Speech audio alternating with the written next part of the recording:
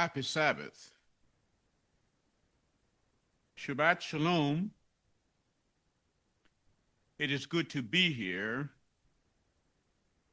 We have heeded Yah's word, and this morning we want to bring our scholarship to look at the subject of the moral dilemma of Prophet Balaam. The moral dilemma of Balaam. And in so doing, we will take a peep at the compromise, the creedal compromise of pastors and the bishops, many of which are in different congregations. We want to look at that. The moral dilemma that many ministers face today, it places the leader in a situation where he has to navigate between conflicting beliefs and duties to ensure that he is heeding the call that he has received from Yahweh. And so many of them find themselves in an invidious position, in the sense that they are having to navigate between thus said Yahweh and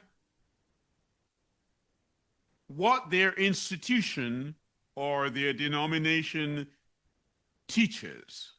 That's the dilemma that they face.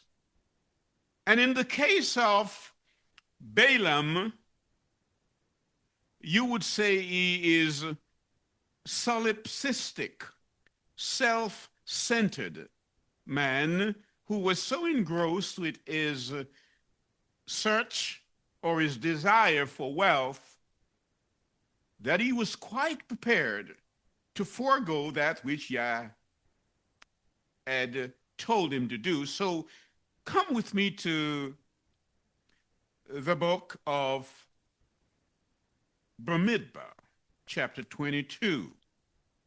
That's the book of Numbers. And the word says, and the children of Israel set forward and pitched in the plains of Moab on this side of the Jordan by Jericho. And Moab was sore afraid of the people because they were many, and Moab was distressed because of the children of Israel. They were shaken, nervous, trembling, because they had seen what Israel had done to the Amorites. And so they were afraid, even as many countries today are afraid of these larger, more powerful nations. So I want you to understand that Balaam, or the teachings of Balaam, is not an abstract theology or a man who lived in distant antiquity. The teachings of Balaam are as prevalent today as they were then. So we want to make this thing existentially relevant as we bring our scholarship to look at this today. So Moab was afraid.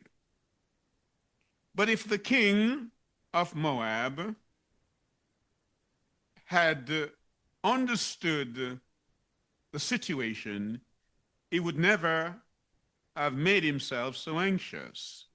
Because we read in the book of Deuteronomy, chapter 2 and verse 9, that, and Yahweh said unto me, Distress not the Moabites, neither contend with them in battle, for I will not give thee of their land for a possession, because I have given her unto the children of Lot for a possession.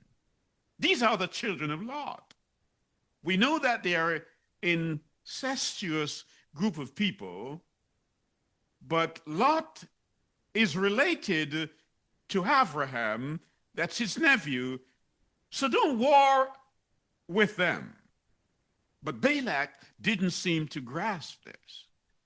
The word says that he sent messengers, that's verse 5, therefore unto Balaam, that's his name. When we anglicize him, we call him Balaam, the son of Beor, to Pethor, which is by the river of the land of the children of the people, to call him, saying, behold, there is a people come out of Egypt. Behold, they cover the face of the earth, and they abide over against me.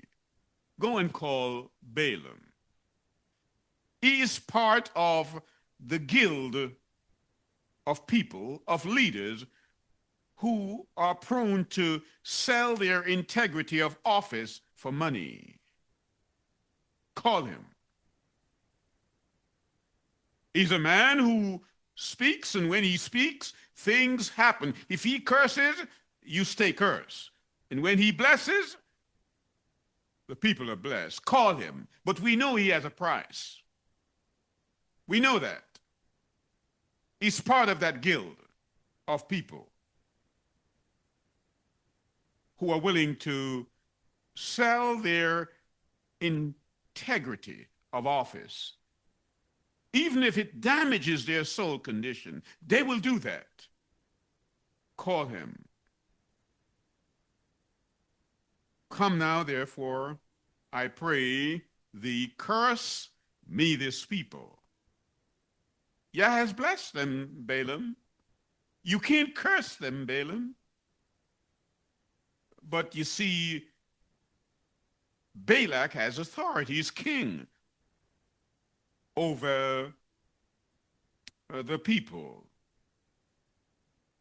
But Yah had already made it known that don't touch the Moabites.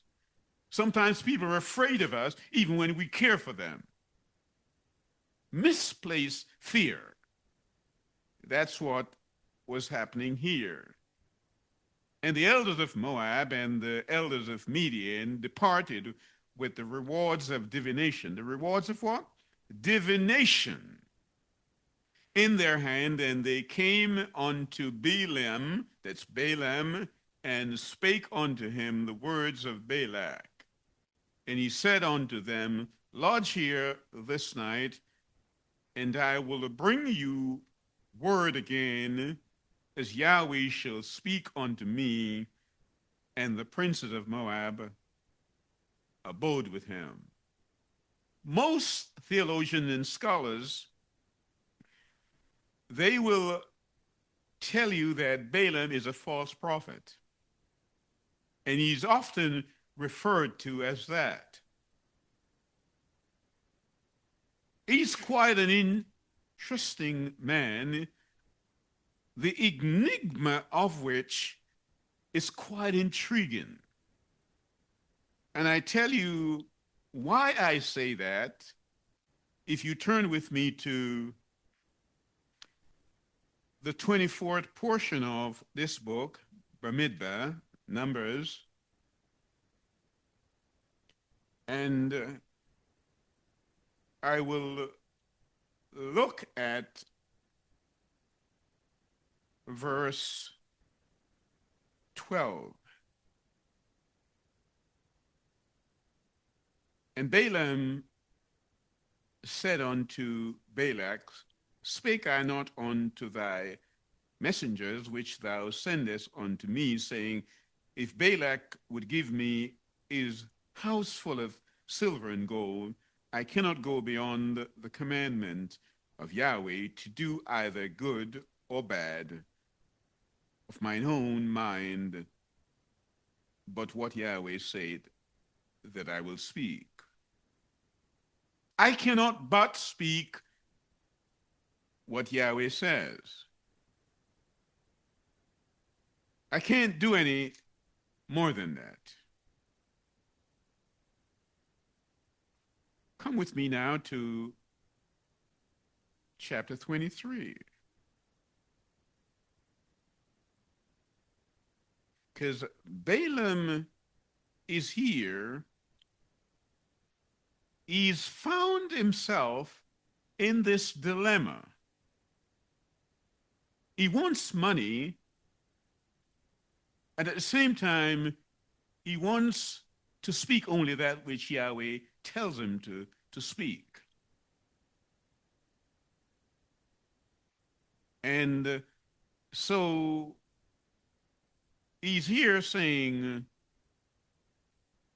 verse 10, chapter 23, who can count the dust of Jacob and the number of the fourth part of Israel? Let me die the death of a righteous, and let my last end be like his. He wants to be a righteous man. He wants the angels to write great things about him when he dies. And so he finds himself in this condition, in this life. Many are found in that situation, to choose either what Yah says or what the desires of your heart says, because feelings are the most unreliable thing that we have. They come and they go. Will you chase after money, or will you chase after thus saith Yah? The word of Yah will not return to him void. But he wants to die as a righteous man. He wants to die as a righteous man. Come with me to chapter 24 and verse 14. I'm trying to look at this in a way that will make sense to you, in the sense that it's a little here and a little there, word upon word, precept upon precept, says the prophet. And now, behold, I go unto my people. Come therefore, and I will inform you what the people shall do to thy people in the latter days. Watch it here. Balaam is prophesying. And these are not false prophecy. Verse 17, he says, I will see him, but not now. I shall behold him, talking of Yeshua, but not nigh. There shall come a star out of Jacob, and the scepter shall rise out of Israel, and shall smite the corners of Moab, and destroy all the children of Shed. This is not a false teaching. This is a prophetic, a messianic prophecy being uttered by Balaam. His only problem here is that he loves money rather than his calling. He utters 4 prophecies here, including this messianic prophecy. And so this depiction here, this situation here, is relevant to us today, because we find many ministers of religion verse in the word of Yah, and some want to do good, but the pull, the magnetism of money is such that they find themselves in the corridor, the same place that Balaam walked, to the extent where you see him having a conversation with a donkey and not even knowing it. The donkey recognized a theological issue long before Balaam did. The donkey saw the angel and decided to get out of the way. But Balaam started to whip, and I mean flog, this donkey. But as I indicated earlier, this situation with Balaam is prevalent in our churches, in our denominational churches today. It is not just a man in a time gone past. In Revelation chapter 2, we read that the teachings of Balaam was there in Pergamos, in Turkey. That's the end time church, the church of Laodicea. Balaam's teaching is there because fornication is there, and we will go on to see how he, because Yah was restraining him, how he changed the situation whereby he caused the children of Israel to intermingle with the children, the Midianites, and fornication took place, and many people lost their lives. Even today, many are losing their salvation because false teachers, straight from the pulpit, men that are looked up to as prophets and bishops of Yah, but they only have sinecure offices. Today we want to look at that in a different way, because it requires our study. And so we look at this contrast of unspoken tension that's working its way in this man's psyche. His conscience speaks to him in ways that he wishes to disobey. And even when Yah sends a messenger and the donkey sees it, he refuses because he is trapped by his own greed. And the word says that the love of money is the root of all evil.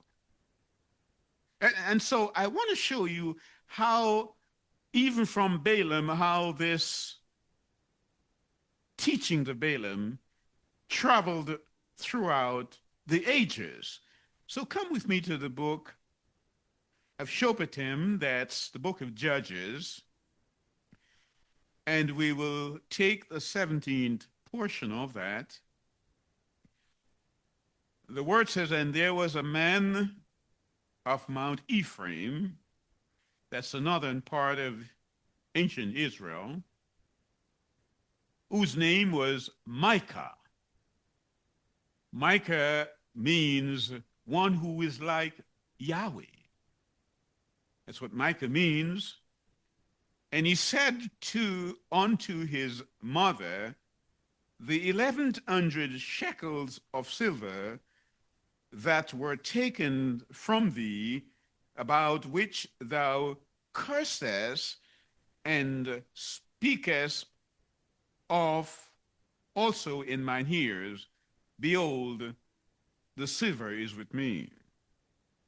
I understand what's happening. Here is a man whose name means one who is like Yahweh. So the word of Yah says, children, obey your parents in Yah, for this is right. But he has stolen 1,100 pieces of silver from his mother. Stolen it. So he has broken the commandment. And his mother, who had lost the money, not knowing who had stolen it, had put a curse on it. And so when he heard the cursing of his mother, perhaps out of fear, he decided to return the money. And his mother said, "Blessed be thou, O Yahweh, my son." She's now trying to mitigate against the curse that she had put on it. She's now blessing him whom she had cursed, not knowing that he was the one who had stolen the money. And so I'm showing you here how this house here, the house of Micah, how corrupt it was. And there are many houses like this today, corrupt, where money seems to be the mortar in all the bricks holding up the structure of many houses today. That's how the society is. And Yah is giving us this depiction of it because these things are written for our admonition. So, to put a cap on it, this young man stole 100 pieces of silver from his mother. His mother doesn't know who stole it, so she put a curse on it. And when she found out that it was him, she's now trying to bless over the curse that she had earlier put on it. Verse 3, and when he had restored the 1,100 shekels of silver to his mother said, I had wholly dedicated the silver unto Yahweh. Did you get that? She had put this money aside. And she said, this money was for Yahweh. It's like putting your tithes away and saying, this money, this tithe is for Yahweh. But watch what she does. The word says, she gave him 200 of it and tell him to make a golden image. And a molten image, now therefore I will restore it unto thee. Yet he restored the money unto his mother, and his mother took 200 shekels of silver and gave them to the founder, who made thereof a graven image and molten image, and they were in the house of Micah. How many houses you go today and you see images in people's houses? Balaam's religion is still alive. His teachings are still alive. People are practicing these things, not knowing the source from which it came. Many churches, you go and you see the images in them. Balaam's religion is rife. And so this house here was corrupt to the core, was corrupt. Verse 5, and the man Micah, a man who is like unto Yahweh, had a household idol. He had what? A household idol, and made an ephod and teraphim, and consecrated one of his sons, who became his priest. He should have known, a man who is like unto Yah, that the priest must come from the house of Aaron. He should have known that. But you see, we're living at a time when every man is doing his own thing. It's the time of the judges. And you kind of get that impression that exactly where we are in the world today, particularly in America, if you sneeze too hard, someone will take you to court. And so when we read 1 Corinthians chapter 6, Paul is saying, I dare you to take another brother to court, because you should be able to sort this thing out all by yourself among the saints and not take your concerns to the uncircumcised and to the heathens to judge you. Don't do that. But people, churches are suing other churches. Church members are suing other churches. And so we understand we are exactly at this particular time in history, because as I've indicated many times, that prophecy is not linear, it's a cycle, until ultimately we have that fulfillment of it. So we are today in the time of the judges. In America, people like to sue. They like to take you to court. See you in court. That's how they talk. And so this depiction here is really a mugshot of this society. That's what it is.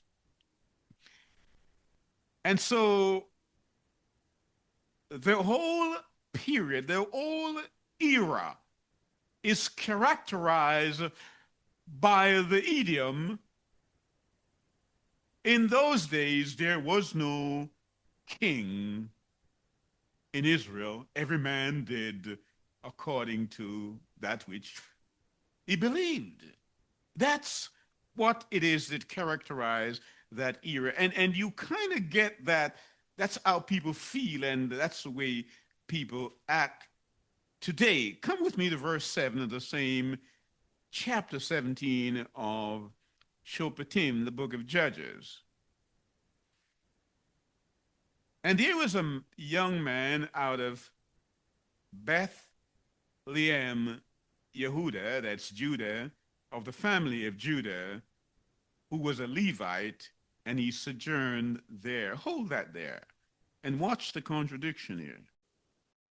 He is out of Judah. So if he's out of Judah, how could he be a Levite? Are you with me? So one perhaps would speculate and assume here that he is indeed a Levite, but he is living in Judah. He's an alien. He's a resident alien. Should we ascribe that to him? Because we know from Scripture that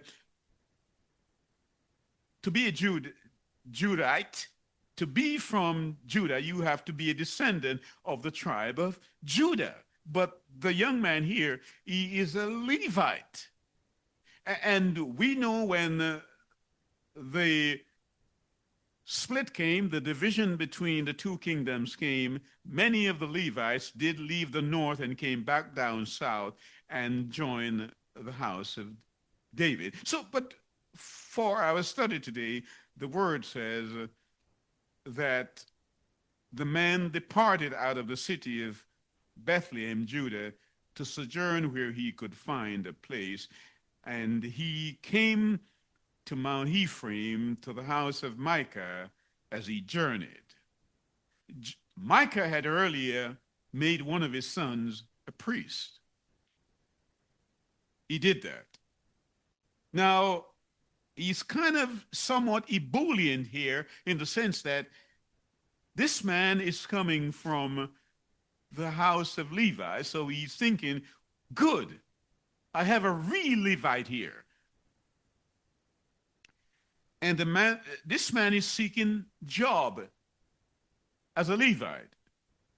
Now, the role of the Levites, as you know, back then in time of Moses, was to be the ones responsible for worship and to carry the ark and so on and so forth.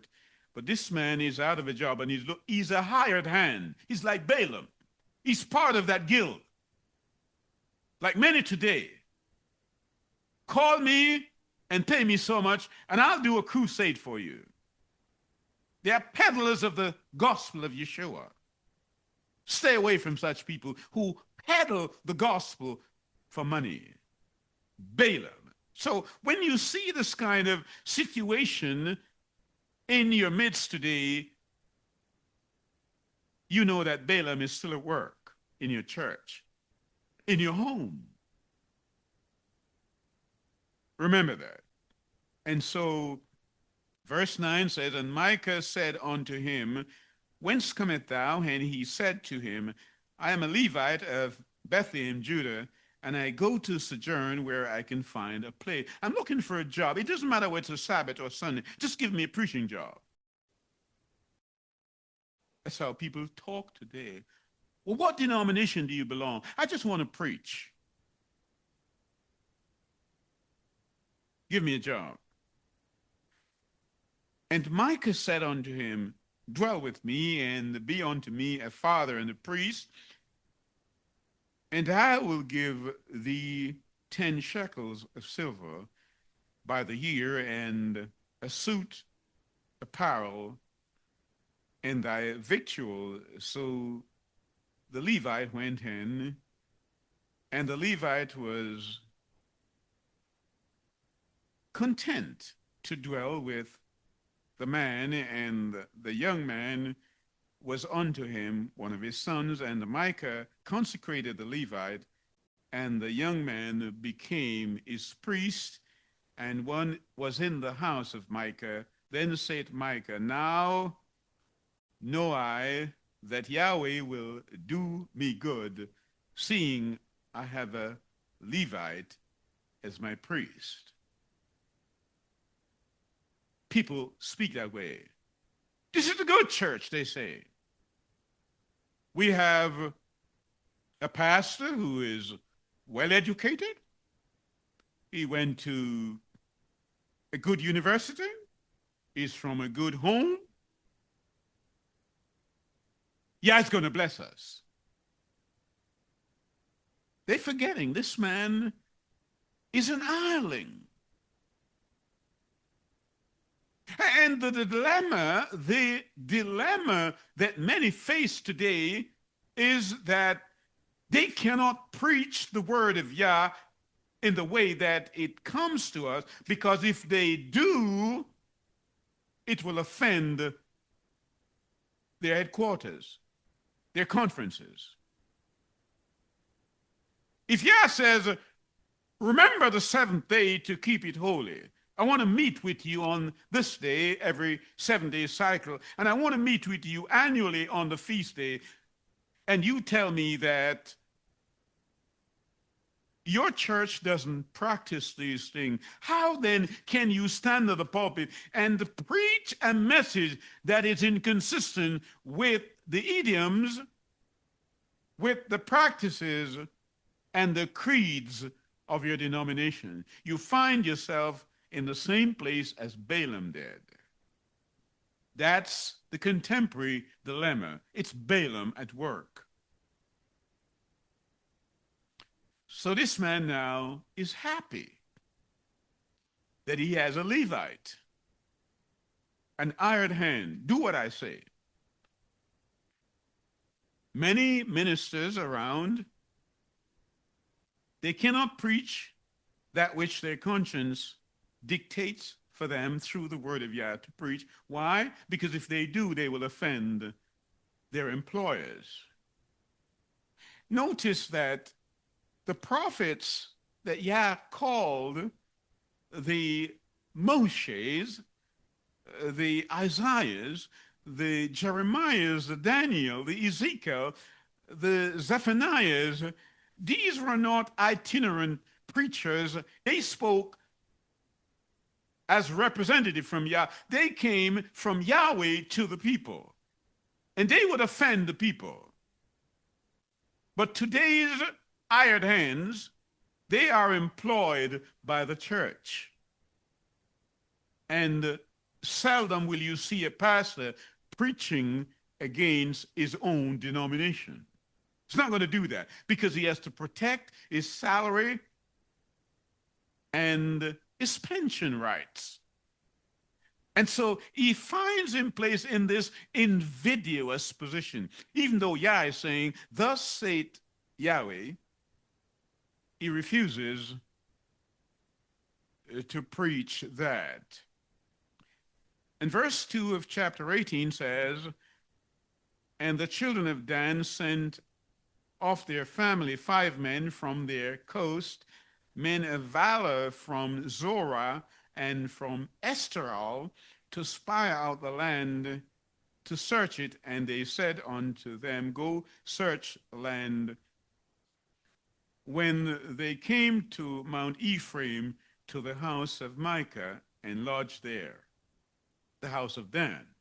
And we know Dan here is the first tribe to apostatize.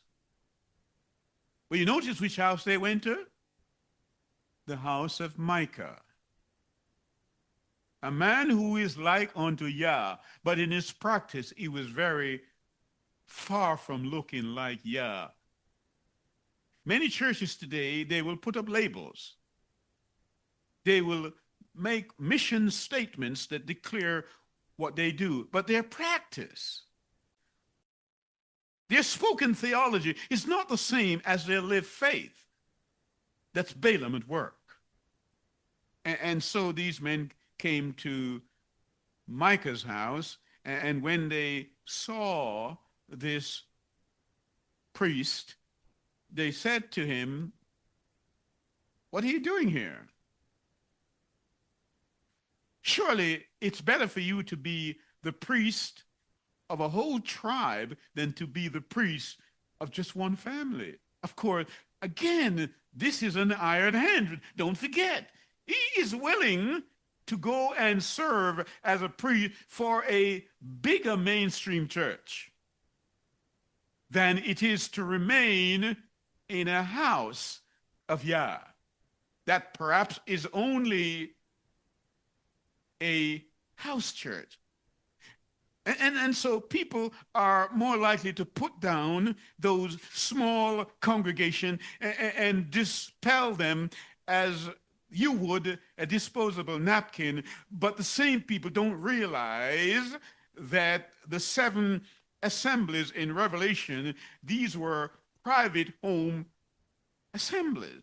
They forget that. Ephesus, Smyrna, Pergamum, Thyatira, Sardis, Philadelphia, and Laodicea. These were home churches placed all over Turkey. Of course, they also forget that the Last Supper that we so enjoy and look at and practice each year, this too, some do it every month, communion. This too was done in the house of Miriam. We call her Mary, the mother of Johanan. We call him John Mark. That's another house church. We read it in the scripture, but yet people frown sometimes when they hear and they talk about house churches. Because in their contemporary mind, a church has to be on the mainstream. It has to have so many people, and it has to be doing such and so. And Yahweh made it clear that the hour is now when 2 or 3 people come together in his name, his presence is there. We've got to understand that. So this priest, this resident alien from Judah, was influenced by the Danites, and he left Micah's house and he went to be their priest. He went to be their priest. Verse 9, and they said, "Arise, that we may go up against them, for we have seen the land, and behold, it is very good. And are ye still? Be not slothful to go and enter the possess the land." Dan is here searching out a place. They want a place for themselves, and they find somewhere, and they're going to be ruthless and kill the people and take the land. That's Dan. Remember in Genesis 49, Jacob, when he was blessing his son, he said, Dan will be a judge for his people, a serpent. Dan. And you remember Samson was a Danite, and he judged Israel for 20 years. Remember that the Danites, one of the things that characterized Samson's life was the fact that politically he was astute. He was an erudite man, brilliant in his political life, but he just couldn't get his personal life right, because every time he sees an harlot somewhere, even in Gaza, it's quite right that we're studying Samson and the judges today, because Gaza is in the news. And the word said he went up to Gaza and he slept with a prostitute. And it's interesting, as we read this morning, that this man stole 1,100 pieces of silver. You remember the government of the Philistines, they each, 5 of them, gave 1,100 pieces of silver to Delilah for trapping Samson.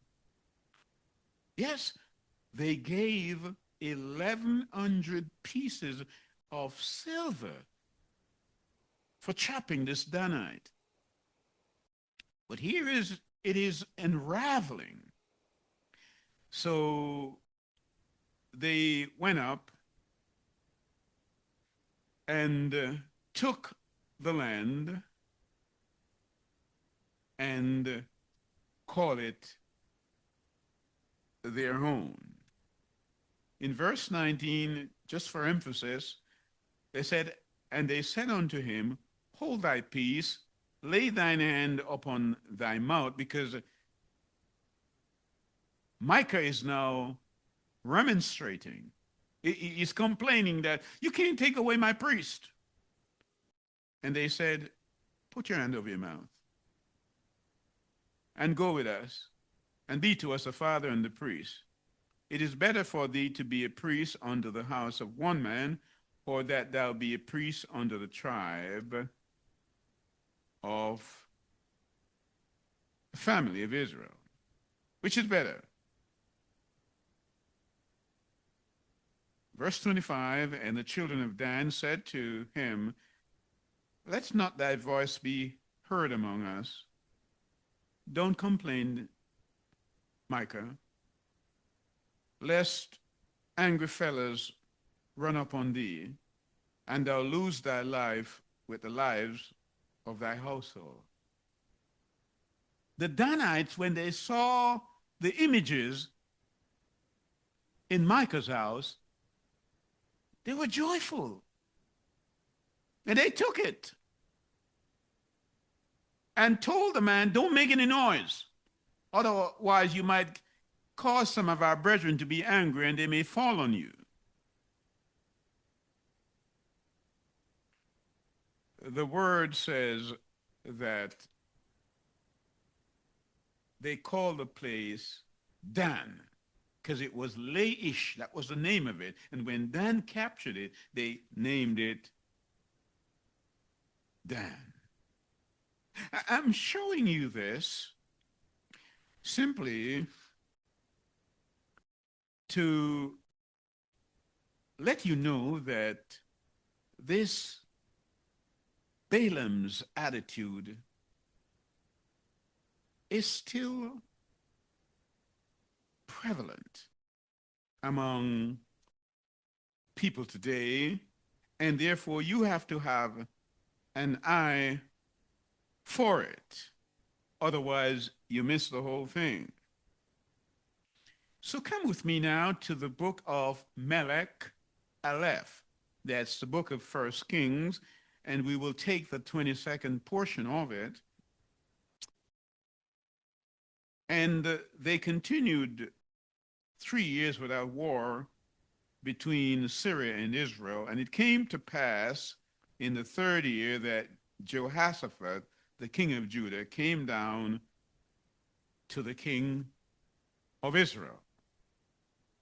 Understand, this is in the time of the divided kingdom, and Jehoshaphat here is king of Yehudah. Athaliah is married to Jehoshaphat's son, Jehoram, and so they are connected by way of marriage. You know, sometimes marriage forces us into relationships with people we had no desire to have friendship with. This is one of the cases where marriage dictates how and who your friends will be. So the word says he went up to Israel and, well, it says came down. It's interesting, you know, because truly Jerusalem is down, but because it's on a hill, every time people say, well, we're going up to Jerusalem. In fact, north is up and south is down, but Jerusalem is on a hill, so they say we're going up to Jerusalem. So understand what I'm saying here. Verse 3, and the king of Israel said unto the servant, know he that Ramoth Gilead is ours, and we be still and take it, and not of the hand of the king of Syria. Understand what I'm saying? The king here of Israel is saying, Ramoth Gilead is ours. When Joshua gave the land in allotment to each of the tribes, he gave it to Gad. So it's ours. So let's go and get it. Come with me, Jehoshaphat or Jehoshaphat. Come with me. Now, Jehoshaphat has no business riding in Ahab's chariot. King Ahab is an evil man. And Jehoshaphat is a man who does right in Yah's sight. But when you compromise your principle, you are likely to end up in Ahab's chariot, practicing the principles of Balaam. That's what is happening here. So Jehoshaphat, he doesn't want him to feel bad because they are family by way of marriage. Verse 4, and he said unto Jehoshaphat, wilt thou go with me to battle to Ramoth Gilead? And Jehoshaphat said to the king of Israel, I am as thou art, my people as thou people, my horses as thou. Of course, we're one kingdom, and therefore let's go together. Let's unite. Not under those circumstances. You're not going to unite with me under those sinful conditions. That's what he should have said.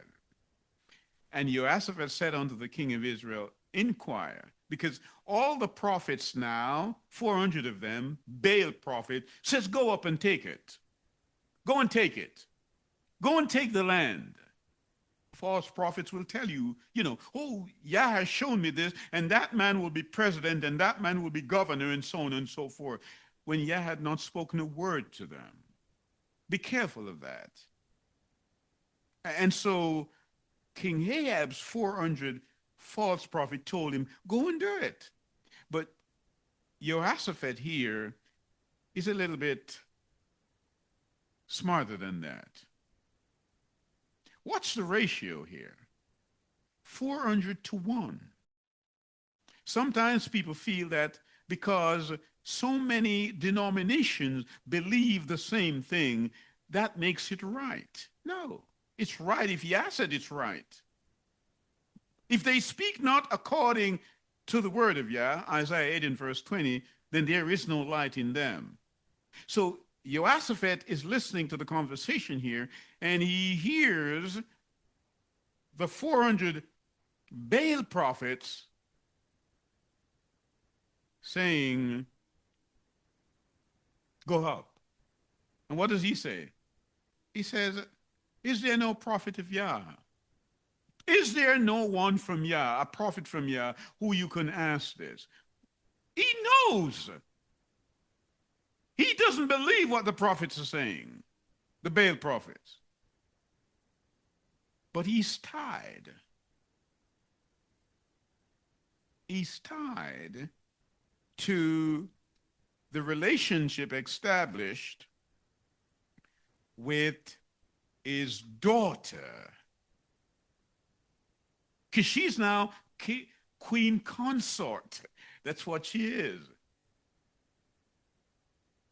Soon to be, and perhaps she was queen regent, in that she was ruling with him.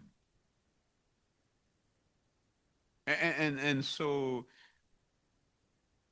sooner or later, as we read in the word, that she became queen regnant, meaning she was the monarch and she ruled for a period of time. The only woman who have ever sat on the throne of David, Athaliah, the daughter of King Ahab and the woman Jezebel.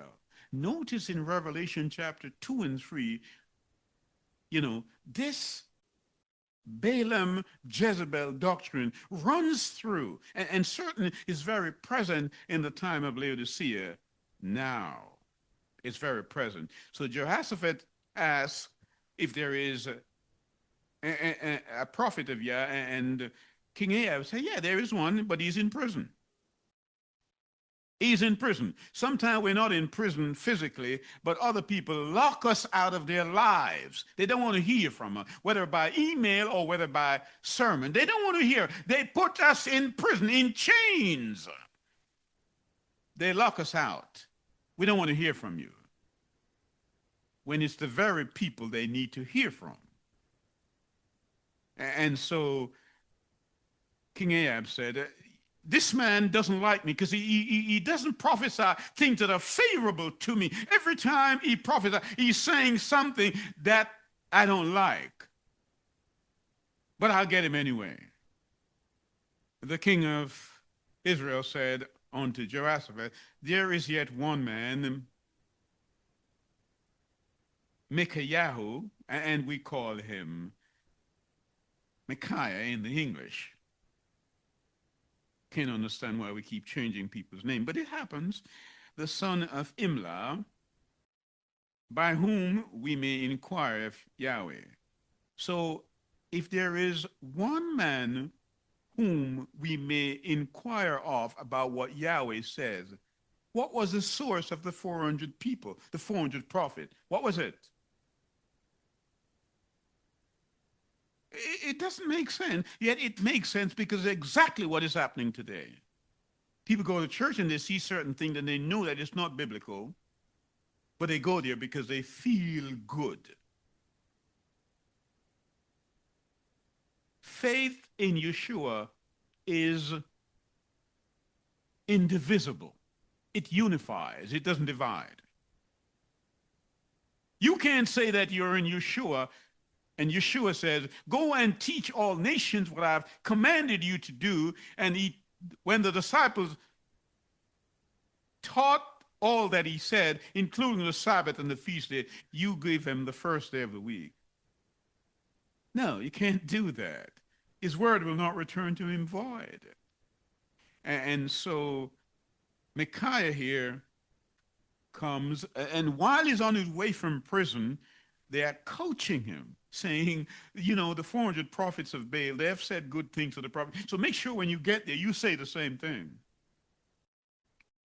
Micaiah said, verse 14, as Yahweh liveth, that Yahweh said unto me, that will I speak. So he came to the king, and the king said unto him, Micaiah, shall we go up against Ramoth Gilead to battle, or shall we forbear? And he answered, go and prosper, for Yahweh shall deliver it into thine hand. He's saying this sarcastically. But the king picks up on it straight away, instinctively, and knowing that he wasn't telling him that. Verse 16, and the king said unto him, how many times shall I endure thee, that thou tell me nothing but that which is true in the name of Yahweh? And he said, I saw all Israel scattered upon the hill. He's going now. He's telling him what he didn't want to know. People don't like to hear the truth. They cannot handle the truth. You tell it to them, and they get upset with you. I saw Israel on the hills, up on the hills, as sheep that have not a shepherd. And Yahweh said, these have no master. Let them return every man to his house in peace. When you speak like that and you say, you see that church? It's filled with fornication. It's filled with images. It's not good. People will say to you, why are you beating up on the church? You mean like Micaiah here? Why is Micaiah beating up on King Ahab? Because sin must be called by its proper name. But people don't want to hear. You say, why are you dressed the way you dress? Why are you before the king of the universe and you're praying and you're prophesying, but your head is uncovered, lady?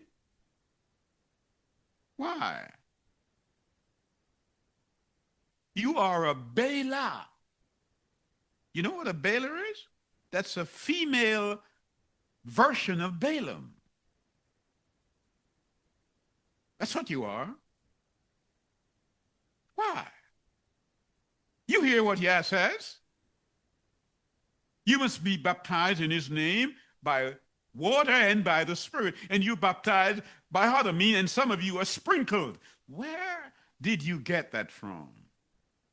They don't want to hear that. The Sabbath is Yah's day. But we can worship on any day. Of course you can. Remember, Micah had idols and he was praising Yah. The woman who lost 1,100 pieces of silver to her son, who stole it, she too was worshiping Yah. At Mount Sinai, the children of Israel with a golden calf, they too cried out to Yah. This, they say, is a God who brought you from Egypt. So it's not everyone who says Yah, Yah, Yah will be found in the kingdom. As I indicated, faith in Yeshua is indivisible. It unites people. You got to go up into the upper room first. And they sorted out their differences in the upper room. And we can't have any Judas in the upper room. Judas can be at the Last Supper, but not in the upper room.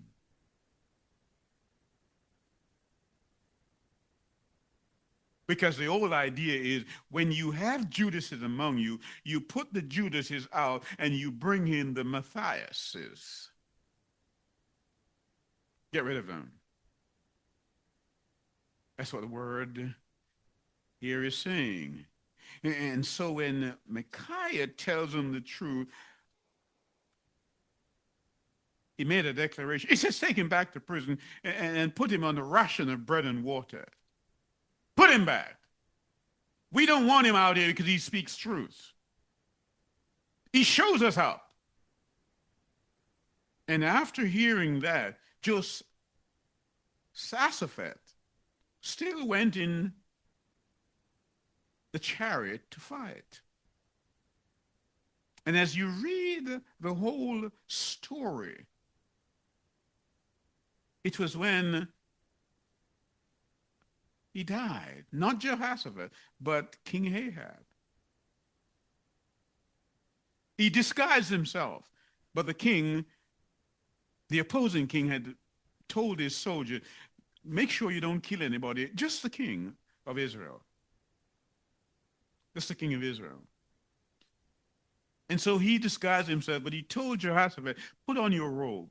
And when they realized Jehoshaphat is not the king of Israel, they stopped pursuing him and pursued after King Ahab. And they shot him with and he died later that evening. He died. And so come with me to the book of Revelation. Chizayon. The word is very clear. I'm taking the second portion of it, and I'm dealing with verse 12. And to the messenger of the assembly of Pergamos write, these things saith he which hath the sharp sword with two edges. I know thy works, and where thou dwellest, even where Satan's seat is, and thou holdest fast my name, and hast not denied my faith. Pergamos, you have some people there, they're steadfast. They are stubbornly righteous. Yes, even at the day when Antipas was my faithful master, they held fast. They knew the truth and they practiced the truth. Oh, yes. But, did you hear me? But, a conjunction. I have a few things against thee, because There are people among you in your mixed congregation that hold to the doctrine of Balaam, who taught Balak to cast a stumbling block before the children of Israel, to eat things sacrificed unto idols, and to commit fornication. You know, you have people today in churches who say, oh, you can eat anything because everything Yah made is blessed. Somebody told me that only a couple of days ago. You can eat anything that Yah made. Would you go to a restaurant and order a plate of crows? Would you? Or stork? Would you? But some of the things we call delicacy, they are simply put there to clean the ocean. Gigantic cockroaches we pull out of the sea and say, these must be eaten. And so we find ourselves in this dilemma, having to navigate between conflicting ideas and conflicting beliefs and practices, and unwilling to surrender to the truth. Unwilling. And we're led astray by the very denomination that was supposed to lead us into that path of righteousness. And so we are hoodwinked by the man's degree. Oh, he has a master's degree and he has a doctor's degree in systematic theology. So what? Is he called by Yah? Is he called? I said, is he called by Yah? I know he's called by a conference or by some bishopry. But is he called by Yah? No, don't look for a church. Look for the truth. Come out of error and come in to the truth. So verse 15 said, so ask thou unto them that hold the doctrine of Nicolaitans, which things I hate. Repent. We must do what? Repent. Else I will come unto thee quickly and fight against them with the word of my mouth. Notice what happens when Micaiah spoke and he wouldn't listen to Micaiah. Yah asked the question, who will lure him? I will go. And a lying spirit came and deceived and brought him into battle, and he lost his life. Who is leading you? Who?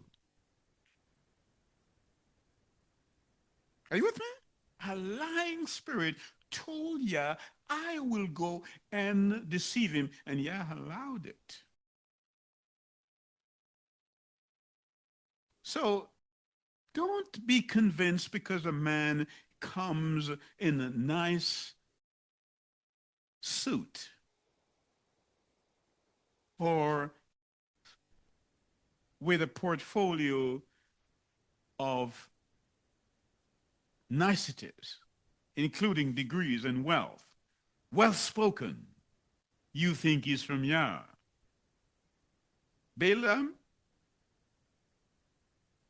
Ahab. Notice the northern kingdom had 19 kings. And if you can tell me which of them was a good king, I'd like to know. And the south only had a few good kings. Only a few. So throughout Israel's experience, north and south, every man was doing his own thing. The only time we had unity was when we had Saul, David, and Solomon. After that, as you know, the kingdom was divided during the reign of Rehoboam. And it has not yet been together until the Prince of Peace comes. So we're told in 2 Peter 2:15 They have left the straight way and wandered off to follow the way of Balaam, son of Beor, who loved the wages of wickedness. Even Jude picks him up. Woe unto them, for they have gone the way of Cain and ran greedily after the error of Balaam for reward and perished in gainsaying of Kor. People will say, well, how is it that you've been in ministries for so long and you know, you don't have this huge church and wealth that people have? And I'm not knocking wealth, because wealth is a blessing many times from Yah. But if you acquire it by way of Balaam, then it's not good. And so let's bring this to a closure, because we go back to Balaam, because the word wants us to know that Balaam did not give up on this money. And so when he couldn't get the money, or he couldn't get to curse Israel, he lulled them into a situation where they formed an alliance with the Midianite women. That's what the word wants us to know. He lulled them. And so the Midianite women, they went into a situation where they started right in front of Moses' face, having started to have relationship together, sinning in the camp. Remember, this is a man who wanted to die the death of a righteous man. In fact, he had prophesied before. He says, I shall see the king, but not now. I will see him later. Will Balaam see the king? It's a desire that is in search of a belief. Because we read that when Moses messed them up, that Balaam died in that war. Balaam died. And so they went into this relationship, the Midianitish woman and a man from Israel, and they were there at Baal Pehor. The Baal of Pehor. The place is Pehor, but the Baal, the image, the god of Pehor was there. And they committed sin. They committed sin right there. And it was offensive, to say the least. And had it not been for one man to thrust a spear, a javel, the son of Aaron, then the plague would not have left the place. You better come with me to Numbers chapter 25, because the word says, and Israel abide, and they abode in Shittim. And the people began to commit whoredoms with the daughters of Moab, and they called the people unto the sacrifice of their idol, and the people did eat and bow down to their idols. And Israel joined himself unto Baal Pehor, and the anger of Yahweh was kindled against Israel. And Yahweh said unto Moshe, take all the heads of the people and hang them up before Yahweh against the sun, that the fierce anger of Yahweh may be turned away from Israel. And Moses said unto the judges of Israel, slay ye every one his men, and were joined unto Baal Pehor. Slay them. Today, when those kind of situations come into the church, and if you are a deacon or an elder, you speak about it, people will tell you, let them stay. Moses says, kill them. Today they said, let them stay. They might well hear a sermon and they will change. How long are you going to wait? And behold, one of the children of Israel came and brought unto his brethren a Midianitish woman in the sight of Moses. Hear me.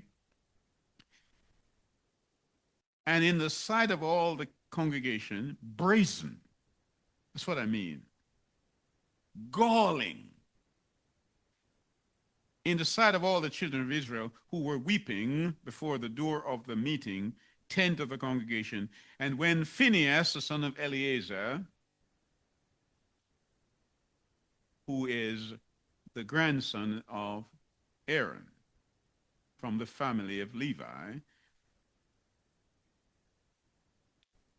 the priest, saw it, he rose up from among the congregation and took a javelin in his hand.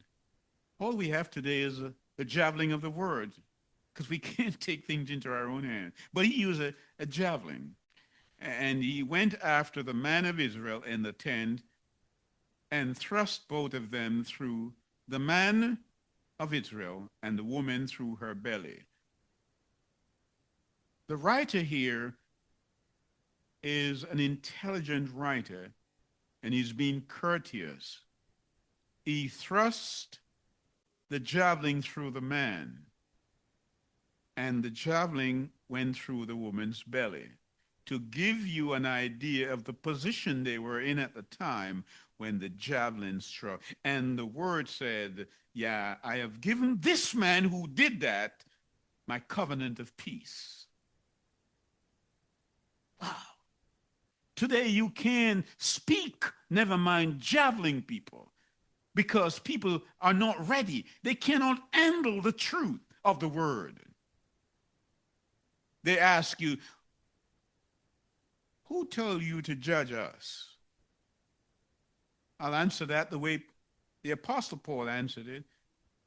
Don't you know that you will judge the world? Don't you know that you will judge angels? 1 Corinthians chapter 6. So if you can judge the world and judge angels, surely you can judge these situations that are with you. So anciently, the prophets, they would speak for Yah. Today, the preachers, the bishops, the teachers, they speak for their denominations. Today, unlike the preachers of old, they don't warn the people. They lull them into deception. That's what happens. They're rather like community leaders, the pastors today, some of them.